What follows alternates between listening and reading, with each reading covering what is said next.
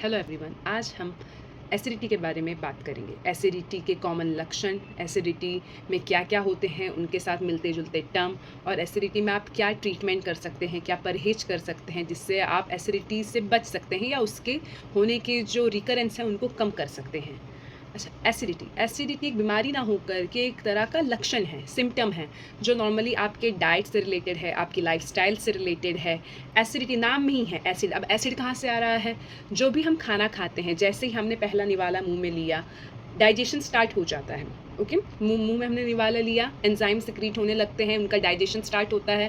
फिर धीरे धीरे जब निवाला नीचे आपकी जो अन्न नली है, जिसे ईसोफेगस कहते हैं, वहाँ से पास होते होते होते आपके स्टमक में आता है। स्टमक में ही आपका HCl, जो आपका हाइड्रोक्लोरिक एसिड है, वो सिक्रीट होता है। अब HCl की सिक्रेट होने की मात्रा और जो स्टमक की लाइनिंग है, उनमें एक बैलेंस बना हुआ है। ठीक है, कभी कभी क्या होता है कि ये जो बैलेंस है ये ज़्यादा होने पर, जैसे कि आपने बहुत देर तक आपके पेट को खाली रखा है, तभी पेशेंट बोलता है कि मुझे बैठे बैठे एसिडिटी हो जाती है।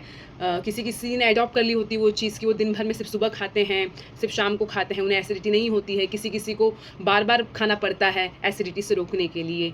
ठीक है, तो यही जो एसिड है, कभी कभी क्या होता है कि जो आपकी अन्न नली है, जो आपका ईसोफेगस है और जो आपका स्टमक है, उसमें से क्रॉस होकर के ऊपर की साइड में आ जाता है। अब जो आपकी ईसोफेगस की जो लाइनिंग है और जो आपके स्टमक की लाइनिंग है, उनमें डिफरेंसेस हैं।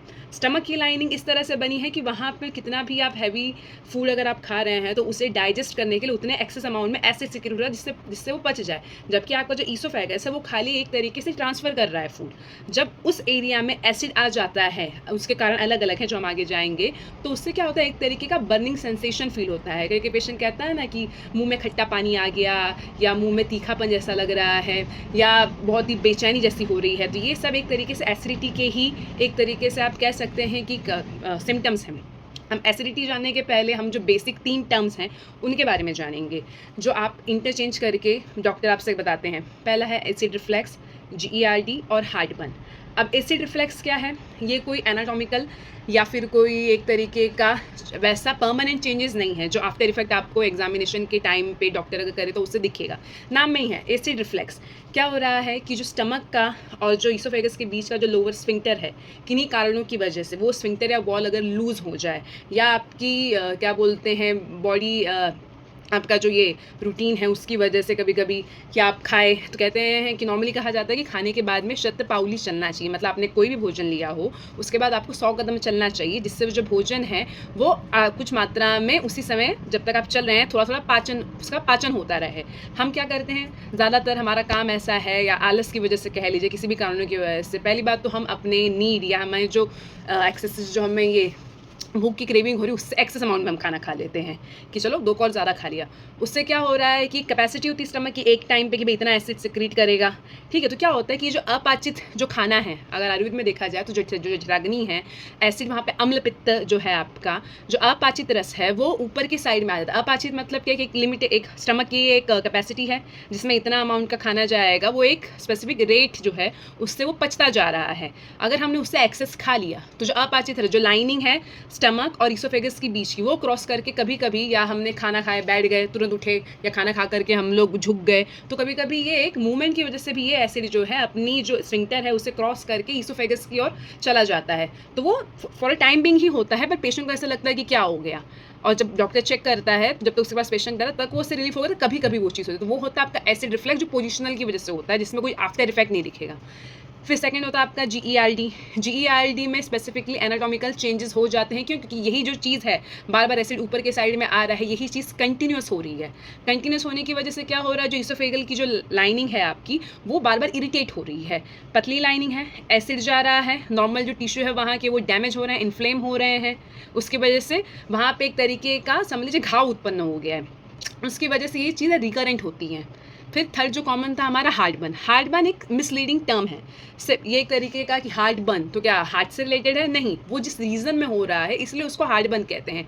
या बोला जाए कि कभी कभी पेशेंट रात को सोए हैं, चेस्ट पेन होने लगा, तो वो मिसलीड कर जाते हैं कि भाई कहीं क्या था, हार्ट अटैक तो नहीं आ गया। कभी कभी क्या होता है कि आपने रात को डिनर टाइम में बहुत हैवी खाना खा लिया और अब खा करके आप तुरंत सो गए, उसकी वजह से भी चेस्ट में होता है। क्यों? आपने खाना खाया, आपको ये स्टमक था, स्टमक इस पोजीशन में था, उससे पचने का काम करना था, लेकिन आप क्या गया, आप सो गए, तो इसका जो पोजीशन है, थोड़ा सा जो एसिड है वो ऊपर के साइड में आ गया। तो इसकी वजह से आपको लगता है कि अरे कितने जकड़न आ गई, तो जिस रीज़न में हो रहा है इसकी वजह से उससे हार्ड बन गया था, क्योंकि आसपास के एरिया को इफेक्ट करता है वो चीज़, तो एक कॉमन सिम्टम है। तो बेसिकली अगर देखा जाए तो एसिड रिफ्लेक्स में और हार्ड बर्न में ऐसा कोई एनाटॉमिकल चेंजेस नहीं होते हैं, ये एक क्षणिक या टेम्पररी एक सिचुएशन होती है। फिर GERD जो है क्रॉनिक कंडीशन है। ओके, हमने मोटे तौर पर देख लिया कि इसमें क्या क्या आपको बेसिक है। अब एसिडिटी से बचा कैसे जाए?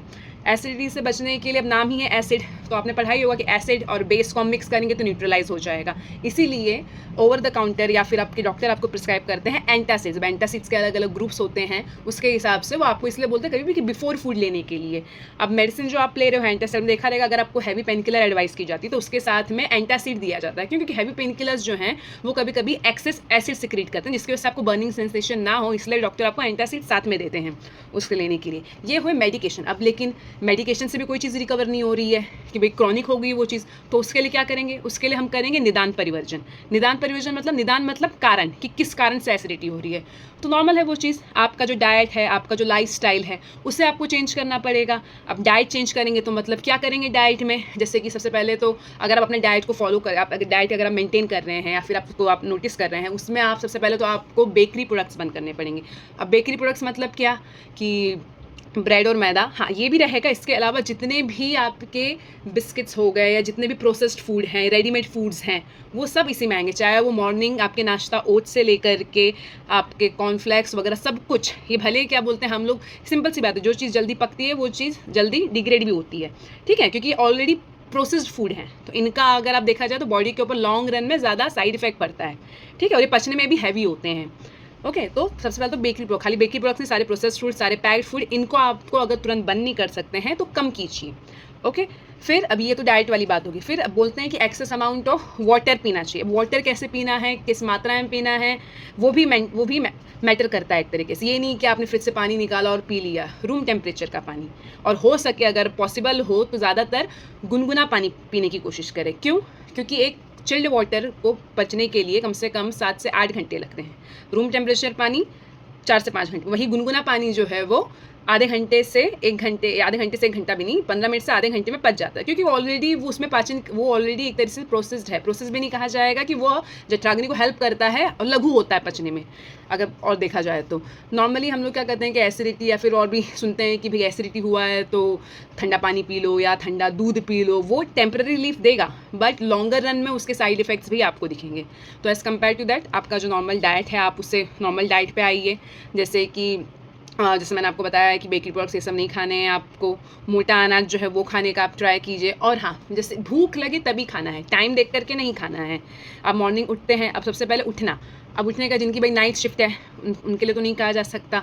मॉर्निंग में पॉसिबल हो तो 6 से 7 बजे के बीच में उठ जाइए। अब इससे एक सेज है कि जैसे सूरज उगता है उसको जठराग्नि से तुलना की गई है। जो सूर्योदय के बाद भी सोते रहते हैं तो उसके बाद क्या होता है कि जो हमारी जठराग्नि है, जठराग्नि मतलब हमारे आपका जो स्टमक में जो आपकी ये एंजाइम सिक्रीट हो रहे हैं, एसिड सिक्रीट हो रहे हैं, इनका भी बॉडी क्लॉक होता है।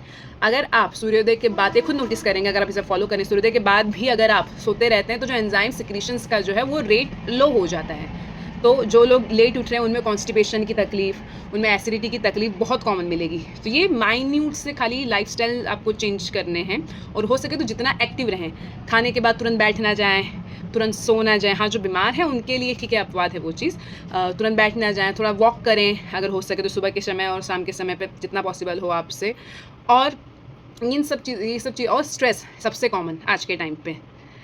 इतनी सारी मेडिसिन ले लिया, एंटासिड ले लिए, सब चेंज कर लिया, सब कुछ कर लिया, फिर भी एसिडिटी से रिकवर नहीं हो पा रहे हैं, क्योंकि कहीं ना कहीं बैक ऑफ द माइंड एक इंटरनल स्ट्रेस है। स्ट्रेस तो बहुत कॉमन है, उसके लिए तो कोई मेडिसिन, या अगर आप उसके लिए एंटी डिप्रेसिव या सेडेटिव लेते हैं तो वो भी एक बहुत बड़ा कॉज है एसिडिटी क्रिएट करने का। तो अब स्ट्रेस फ्री रहें, मतलब कि खुद को हमेशा खुश रखें इस तरह। अब स्ट्रेस का रिलेशन मॉडर्न में भी कहा गया है और आयुर्वेद में भी है, रसवः श्रुतस्य, कि चिंतनात् अति चिंतने, कि ज़्यादा चिंतन करने से मन अशांत होता है, जिसकी वजह से भी एसिडिटी हो सकती है। इसीलिए खुश रहना चाहिए और जितना कोशिश करें अपने आप को एक्टिव रखें। Thank you.